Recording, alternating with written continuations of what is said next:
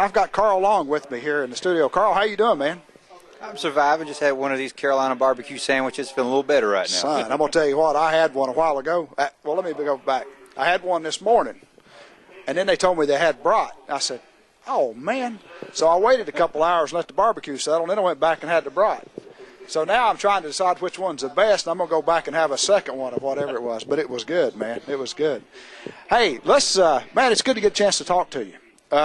Let's talk about things, and let's talk about what you got in store and what you're trying to do.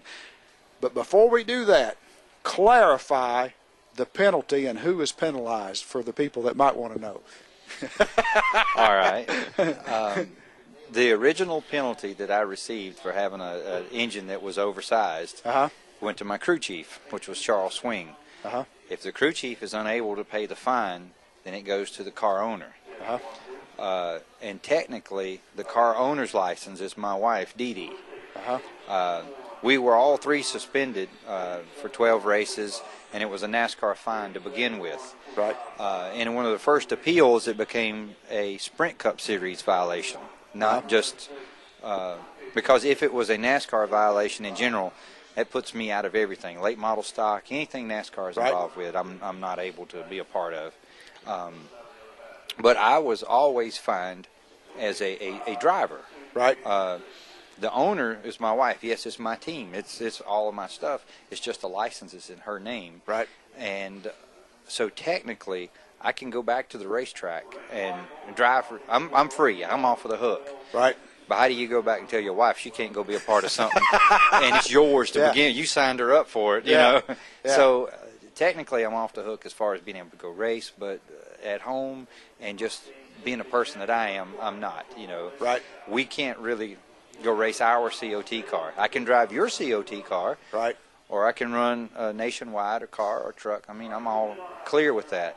Now, my crew chief and my wife, they don't have license in good standing because the fine has not been taken care of. Right. I don't know whether NASCAR would issue them a license in the nationwide series or the truck series. Right. That's just one of those things. You send them money and you see what happens because it's their call. Yeah.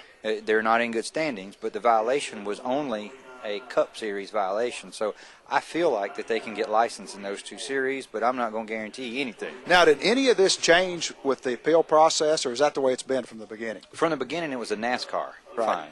The first appeal, it became a Sprint Cup Series violation. That's when that changed. This from the first appeal. Okay. And then the second and final appeal, it went from a 12-race suspension to an 8-race suspension. But we'd already done spent 12 races away from the track anyway. So it just, nothing gained there in trying to pick it up. Well, I'm going to tell you what, it fired up a bunch of folks, you know. It has, because of the way I look at it, and the reason that it bothers me is being in the garage area. They say NASCAR, and I'm not trying to say my engine was fine. I did have a problem with the engine. Did I do it? No. I mean, I just bought an engine from a reputable engine builder and put it in and assumed everything's okay. But we have to accept responsibility. Right. Crew chief signed the line. I told him everything's fine. We accepted responsibility. We were submitting a legal race car to go race. Right. Which, and I don't have any problem with the process that they went through to find, you know, my engine is wrong. How wrong was it?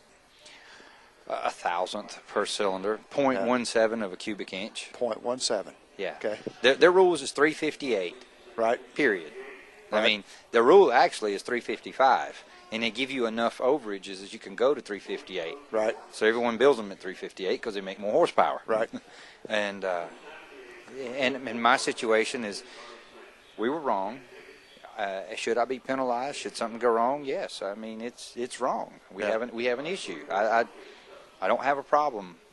The problem that I have is I've seen so many infractions, so many things that go through, a lot worse than mine, and they don't get handled the way mine got handled. And that brings me to where I wanted to come with this. Now, why do you think that is? Because I'm expendable. I don't have an example. I don't have 100,000 people that's buying T-shirts, showing up in the grandstands, waiting for Carl Long to go race. Right.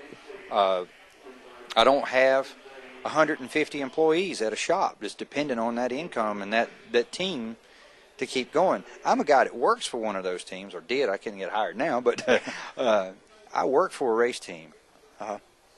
And then on the side, I put together my own racing vehicles to go back and be a part of the sport that I love. I can't race every week. I'd love to. Yeah. But it's all you can do. We scrap together, and okay, Charlotte's close. I don't have a huge travel expense. We'll go to Charlotte. We'll try to race. We'll go to Bristol. We'll go to Martinsville. And try to keep expenses down and go make a race and race. Have fun. Race. That's what I'm here to do. Is try to race. People say, oh, he's starting and parking. If anybody will look at my record and they see that when I drove my car, the 46 car, and I didn't start and park. The reason there's a car at the other end of this museum that's rolled and tore all the pieces is because I stayed out and continued to race. Well, why do you do it? If you're getting lapped and getting ran over, why are you staying out there? Experience. Yeah. I made a race. I qualified for it. I want to learn all I can about this car, whether it's going to be as a crew chief or as a driver. I want to build my resume so when you have your race team or a race team needs a person, I've got the experience that I need from driving or mechanicking to know what it takes. Yeah. And but now as a resume for a driver, very rarely do you see talented people such as Scott Riggs, get a job on talent. You see a lot of people get a job because they have a marketing company behind them and a sponsor program. Right. Yeah. And that's an interesting thing that's happened with the sport that's really changed the face of the sport. It's not just the driver, not just the talent, but it's what you can bring to the table no matter what you do now or where you go. That's correct, because you've got an average 100 employees on a race team, and you've got a driver that's sitting over there that, okay, we're risking our lives to go drive. You got to pay them. Or you've got a driver that comes along and says, okay, we've got a $10 million sponsor. Yep. Everyone gets paid in the shop. Yep. Everybody lives and eats, and it's just a part of business. It's where it's evolved to. And that's the business today. It is. Yeah. Now, speaking of risking their lives, I got to ask you about this, and I got to relate it to your deal. You know what I'm going to say? I got an idea of what's coming up. The deal that everybody's talked about for the week with Keselowski and Carl Edwards and what happened there. First, your take on the incident itself. How do you view that from a driver's perspective? Oh, you run over me a couple of times, I'm going to dump you. There you go. I mean, it's just the way it is. You get to a point, you put up with stuff, and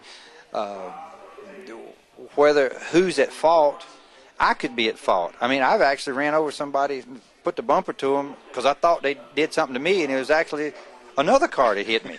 Yes, before you had good spotters and things that talk to you.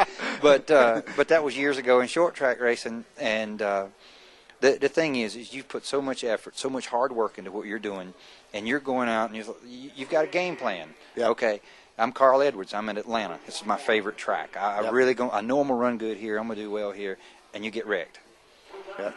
You can't make nobody no more madder than you can to have something like that when they put all this effort into it, and he didn't care. He didn't when Keselowski was coming around, whatever.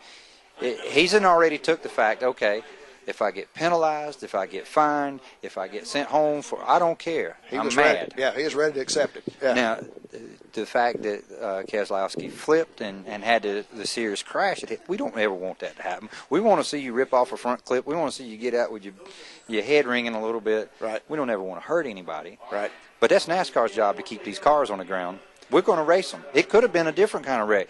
Our job's to go racing. Their jobs is the one to make them stay on the ground and keep them out of the stands. And that's a point too. That had it not been for the wing, the configuration of the wing, that probably may have been just a simple spin in the grass.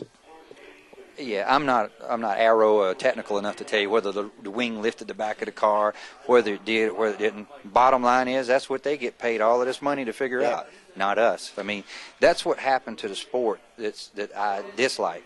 A few years ago, me and you could sit here and have this conversation.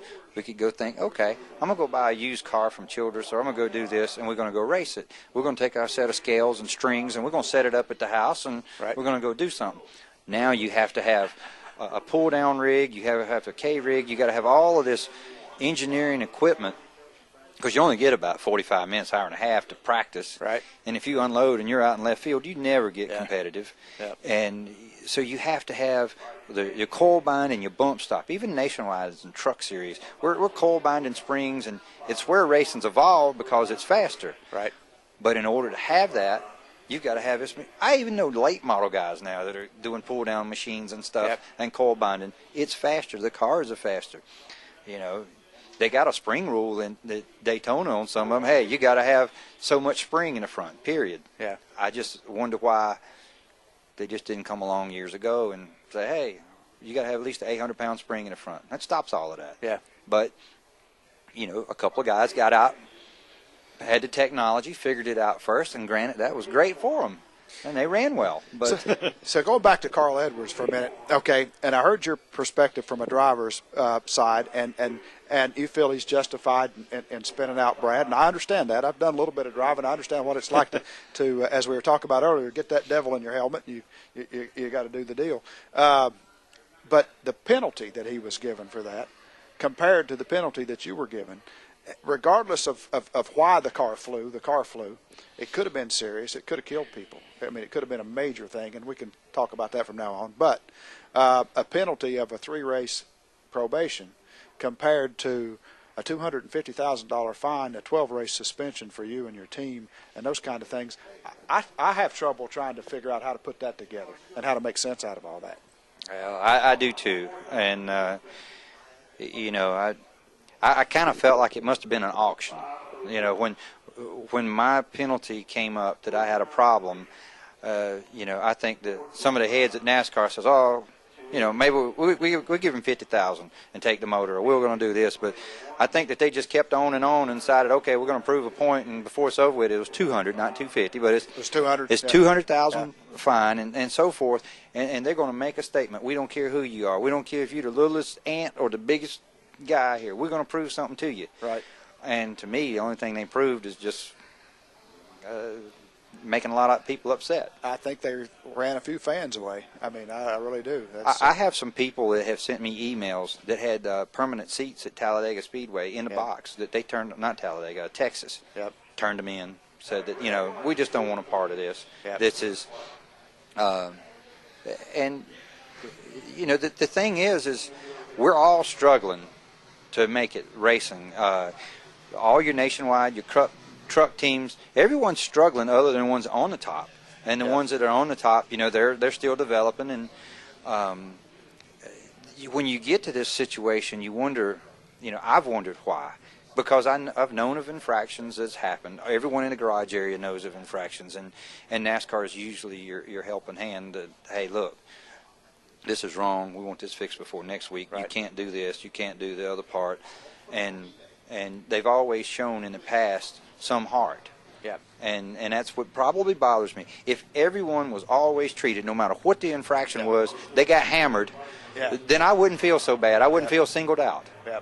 But Michael Waltrip, he didn't get suspended when they had the rocket fuel or whatever it was in his stuff. Yeah. He kept driving. Yeah. Me as a driver, I got thrown out. You know, his crew chief got fined a lot, and you know, we can keep on talking about the thing and making it go over. The bottom line is they hit me with it.